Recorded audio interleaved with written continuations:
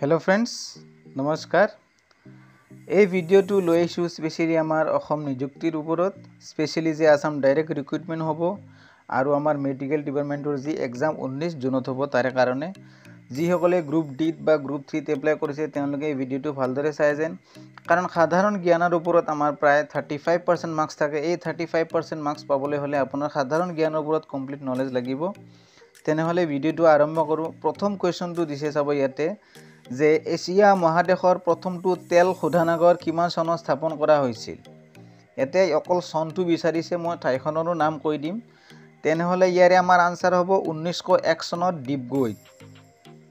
ডিপগৈ হল ঠাইখনৰ নাম এইটো এছিয়া মহাদেশৰ হ'ব ভাৰতৰো প্ৰথম আৰু অসমৰো প্ৰথম এই চনটো আৰু ঠাইখনৰ নাম ওকে তেনেহলে আমি নেক্সট কোৱেশ্চনটো লৈ যাও নেক্সট কোৱেশ্চনটো দিছে খৰাইঘাট ৰণ কিমান চনত হৈছিল মানে খৰাইঘাট যুদ্ধখন কেতিয়া হৈছিল তো ইয়াৰে আমাৰ আনসাৰ হ'ব 1671 চনত হৈছিল ওকে নেক্সট কোৱেশ্চনটো লৈ যাও নেক্সট কোৱেশ্চনটো দিছে স্বাধীনতাৰ পাছত প্ৰথম অসমৰ মুখ্যমন্ত্ৰী কোন আছিল মন কৰিব স্বাধীনতাৰ পাছত কৈছে এটো স্বাধীনতাৰ আগত কোৱা নাই তেনেহলে স্বাধীনতাৰ পাছত অসমৰ প্ৰথম মুখ্যমন্ত্ৰী আছিল লোকপ্ৰিয় গোপীনাথ বৰদলৈ ওকে নেক্সট কোৱেশ্চনটো কৈছে আমাক চাৰমিনাৰ কত অৱস্থিত তো ইয়াৰে আমাৰ আনসাৰ হ'ব কি হায়দৰাবাদ ওকে নেক্সট কোৱেশ্চনটো লৈ যাও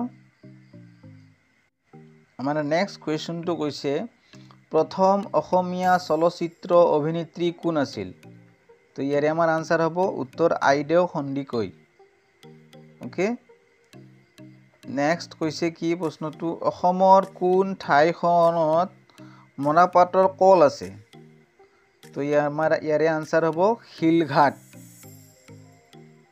নেক্সট চুকাফা দিৱস কোন তাৰিখে পালন কৰা হয় চুকাফা দিৱস পালন কৰা হয় 2 ডিসেম্বৰ তাৰিখে নেক্সট ভাৰতৰ 33তম ৰাষ্ট্ৰীয় খেলখন কত অনুষ্ঠিত হৈছিল 33তম ৰাষ্ট্ৰীয় খেলখন অনুষ্ঠিত হৈছিল অসমত ইয়াৰে আমাৰ আনসাৰ হ'ব অসম নেক্সট কোৱেশ্চনটো দিছে চাও কাৰ্বন মনোঅক্সাইডে মানুহৰ কোন অংশত ক্ষতি কৰে তো ইয়াৰ আমাৰ আনসাৰ হ'ব তেজত ক্ষতি কৰে 1947 চনত মানে 1947 চনত অসমৰ প্ৰথম গৰাকী ভাৰতীয় গভৰ্ণৰ কোন আছিল তো ইয়াৰে আমাৰ আনসাৰ হ'ব স্যাৰ আকবৰ হায়দৰী বড়োলেণ্ড স্থায়ত্ব সাহিত্য পৰিষদৰ জিলা কেইখন আনসাৰ হ'ব 4খন প্ৰথম অসমীয়া শিশু আলোচনীখনৰ নাম কি তো ইয়াৰে আমাৰ আনসাৰ হ'ব লৰা বন্ধু নেক্সট কোৱেশ্চনটো লৈ যাও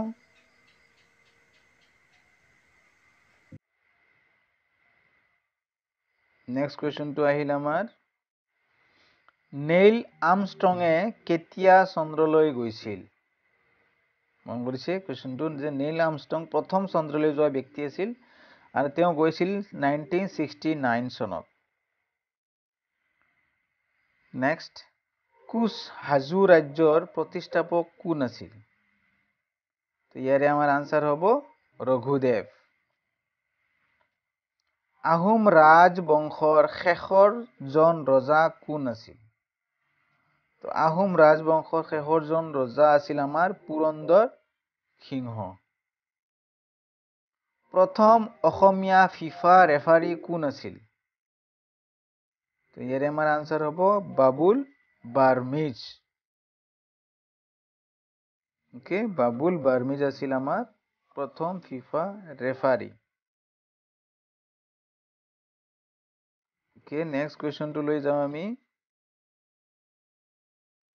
বেটাৰী কোনে আৱিষ্কাৰ কৰিছিল তো ইয়াৰে আনসাৰ হ'ব এলাছ ইন্দু ভল্টা মন কৰিব আমি সকলোতে বেটাৰী ইউজ কৰি আছো বৰ্তমান যুগত এইটো কোনে আৱিষ্কাৰ কৰিছিল এলাছ ইন্দু ভল্টাই ওকে নেক্সট অসমৰ পৰ্যটন বিভাগৰ ব্ৰেণ্ড এম্বেচেডাৰক নিয়োগ কৰা হৈছে প্ৰিয়ংকা চোপ্ৰাক বৰ্তমান। Okay, next question. কিমান চনত গড়গাঁৱত আহোমৰ ৰাজধানী স্থাপন হৈছিল? আনসাৰ হ'ব 1539 চনত। নেক্সট প্ৰশ্নটো কৈছে অসমত পোৱা এশিঙীয়া গড়ৰ শিঙৰ দৈৰ্ঘ্য কিমান? 15 পৰা 16 ইঞ্চি। ওকে,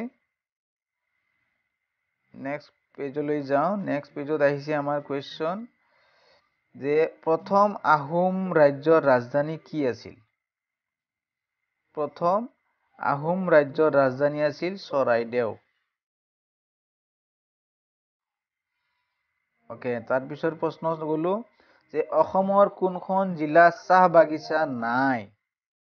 আনসাৰ হ'ব উত্তৰ কাছাৰ। উত্তৰ কাছাৰ জিলাত কোনো চাহ বাগিচা নাই। Next question. হাইলাকান্দি জিলা তলৰ কোনটোৰ বাবে বিখ্যাত? বিজুলী বাঁহ। বিজুলী বাঁহৰ বাবে হাইলাকান্দি জিলা বিখ্যাত। নেক্সট, বানকৰ ৰজা আছিল? শোণিতপুৰৰ ৰজা আছিল। এইটো আমি কাহিনীটো পাই আহিছোঁ। ওকে, নেক্সট কুৱেশ্যনটো লৈ যাওঁ। কুৱেশ্যনটো আহিছে যে কোনজন ৰজাই শিৱসাগৰৰ কাৰেংঘৰ নিৰ্মাণ কৰিছিল? তো ইয়াৰে আমাৰ আনসাৰ হ'ব কি? ৰাজেশ্বৰ সিংহ। ওকে, নেক্সট, চিপকো আন্দোলন কাৰ নেতৃত্বত পৰিচালিত হৈছিল? এইটো খুব ইম্পৰ্টেণ্ট প্ৰশ্ন হয়। চিপকো আন্দোলনটো হ'ল আপোনাৰ অভয়াৰণ্য মানে বন সংৰক্ষণ কৰাৰ কাৰণে এইটো এটা আন্দোলন হৈছিল। এইটো কাৰ নেতৃত্বত হৈছিল? এইটো হৈছিল আমাৰ সুন্দৰলাল বহুগুণা। এওঁৰ নেতৃত্বত এইটো আন্দোলনটো হৈছিল। নেক্সট কুৱেশ্যনটো দিছে যে ভাৰতৰ ৰাজধানী কলিকতাৰ পৰা দিল্লীলৈ কেতিয়া নিয়া হৈছিল? তো ইয়াৰে আমাৰ আনসাৰ হ'ব 1911 চনত। যোগ দিৱস কেতিয়া পালন কৰা হয়? 21 জুনত আমি যোগ দিৱস হিচাপে পালন কৰোঁ। হাৰ বছৰত এই বছৰো আহি আছে। নেক্সট কুৱেশ্যনলৈ যাওঁ। কোনজন ৰজাই শিৱসাগৰৰ কাৰেংঘৰ নিৰ্মাণ কৰিছিল? চ' এইটো ৰিপিট হৈ গ'ল। নেক্সট কুৱেশ্যনটো হ'ব লাগিছিল 2011 চনৰ লোকপিয়ল কিমানতম লোকপিয়ল আছিল? 15তম লোকপিয়ল আছিল। পৃথিৱীৰ ভিতৰত সৰ্ববৃহৎ চাহ নিলাম চিটি ক'ত অৱস্থিত? তো ইয়াৰে আমাৰ আনসাৰ হ'ব অসম। ভিটামিন বিৰ অভাৱত হোৱা কোনবিধ ৰোগ হয়? আনসাৰ হ'ব বেৰি। অসমৰ প্ৰধান ৰাষ্ট্ৰীয় ঘাইপথ কোনটো? তো ইয়াৰে আমাৰ আনসাৰ হ'ব 31 নং ৰাষ্ট্ৰীয় ঘাইপথ।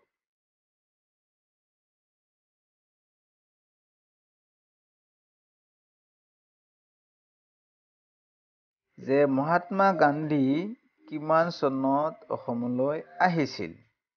তো ইয়াৰে আমাৰ আনসাৰ হ'ব কি? 1921 চনত মহাত্মা গান্ধী অসমলৈ আহিছিল। নেক্সট কুৱেশ্যনটো চাওঁ। চিপাহী বিদ্ৰোহৰ প্ৰথম শ্বহীদ কোন আছিল? তো চিপাহী বিদ্ৰোহৰ প্ৰথম শ্বহীদ আছিল মংগল পাণ্ডে। ভাৰত আৰু চীনৰ সীমাক কি কোৱা হয়? ইয়াৰে আনসাৰ হ'ব কি? McMahon line. ব্ৰহ্মপুত্ৰ উপত্যকাত কেতিয়াৰ পৰা ৰেল সেৱা আৰম্ভ হয়? মন কৰিব 1884 পৰা ব্ৰহ্মপুত্ৰ উপত্যকাত ৰেল সেৱা আৰম্ভ হৈছিল। নেক্সট পেজলৈ যাওঁ আমি। প্ৰাচীন অসমৰ প্ৰধান জাতি হিচাপে কাক জনা যায়? আহোমসকলক অসমৰ প্ৰাচীন জাতি হিচাপে জনা যায়। আহোমসকলক। অসম সাহিত্য সভা কিমান চনত প্ৰতিষ্ঠা হৈছিল? আনসাৰ হ'ব 1917 চনত। তলৰ কোনজন প্ৰসিদ্ধ সাহিত্যিকে অসম সাহিত্য সভাৰ সভাপতিৰ পদ গ্ৰহণ কৰা নাছিল? এৰ आंसर হবো চন্দ্ৰকুমাৰ আগৰওয়ালা।